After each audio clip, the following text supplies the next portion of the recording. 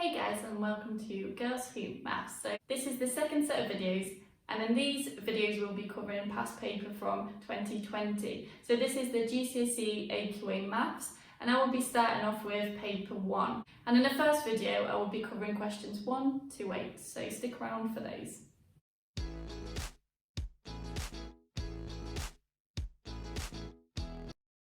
So let's start with question 1. Here we need to circle the fraction that is equivalent to 4.75. So we take 4.75 and we multiply it by 100. So we know that 475 divided by 100. So that gives us our initial fraction. And all we have to do now is just simplify this fraction. So I know that both of these will divide by 25. This gives us, so 100 divided by 25 is just 4, which is the denominator that we need for all of our fractions. And then let's do 475 divided by 25. So we have our standard division here. So how many times does 25 go into 4? That's 0. Then how many times does 25 go into 47? So that's 1. And that leaves us with 22. So how many times does 25 go into 225? So we know that it goes in 4 times into 100. So since we have 200 here, that will be 8 plus another 25, so 9. So here it will be 19, and we circle 19 over 4, and that is our fraction. So now let's start with question 2. Here we have a vector A, so here's our vector A, and we have to circle the column vector that represents A, and we are given a load of answers. So for this one, we know that it's a column vector, so the vector is written in terms of x here, and y here, and with this vector we have to describe how much the vector travelled from this point to this point. So we have to see how much the vector travels along the x-axis. So 1, 2, 3, it travels 3 points on the x-axis. So 3 here, and then 1, 2 along the y-axis. So it travels 3 in a positive direction, so we have 3, and then negative 2 because it travels downwards along the y-axis. So now we look if that's one of our answers, which it is 3 minus 2. So let's begin question 3 now. Here we have a load of numbers, and we have to see which one of these numbers can be both a square number and a cube number. So let's write these numbers in terms of tens.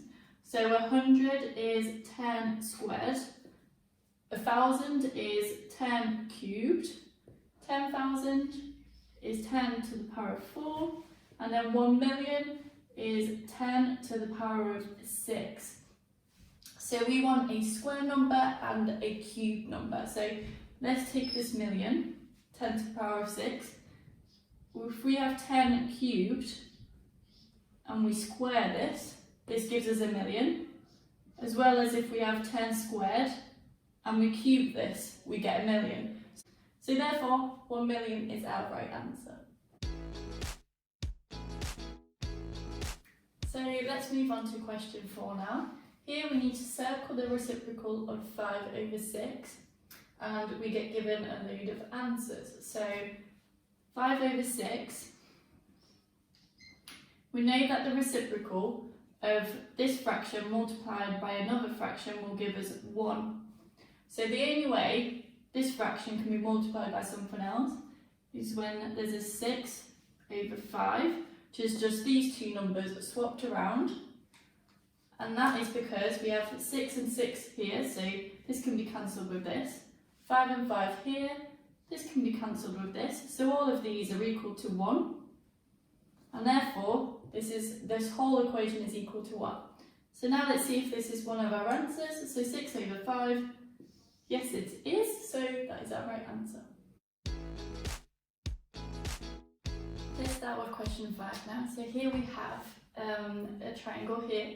We need to use trigonometry to work out the angle x. So we have angle x over here. So let's label our triangle. This is a standard right-handed triangle. So we have an angle here. So the length of the line opposite the angle is the opposite. This one is the adjacent, and then the longest line will be the hypotenuse. So we have H and we have A. So let's write out our SOHCAHTOA. SOHCAHTOA. So since we have A and we have H, we know that A, H, H.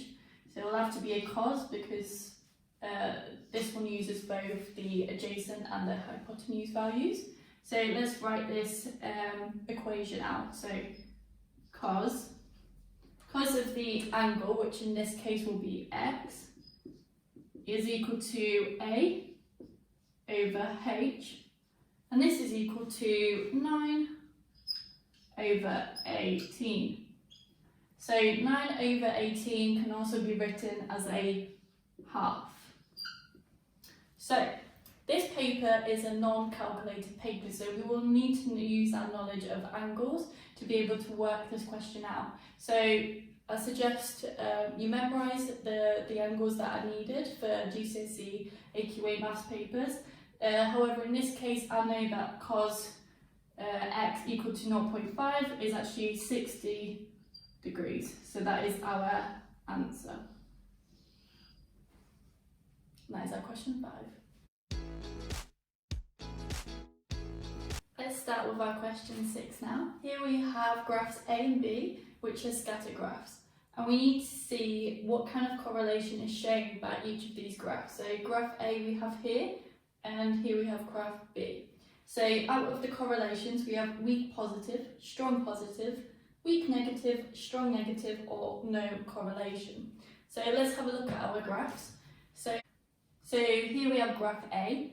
Graph A is decreasing as the x is increasing. So the y is decreasing as x is increasing. So this is a negative correlation. So this is definitely negative. And we can see that the points are very close together, and we can see a clear line. So if we drew a line of best fit, the points pretty much all stick on this line. So this means it's a strong negative. So strong negative for this one. And then we have graph B. Pretty much all the points are scattered all over the place. So there's no real correlation between if it's a positive or a negative trend, or if it's a strong or weak one. So this is no correlation.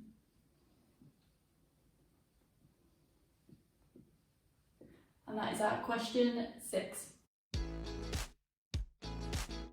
Let's now start with question 7.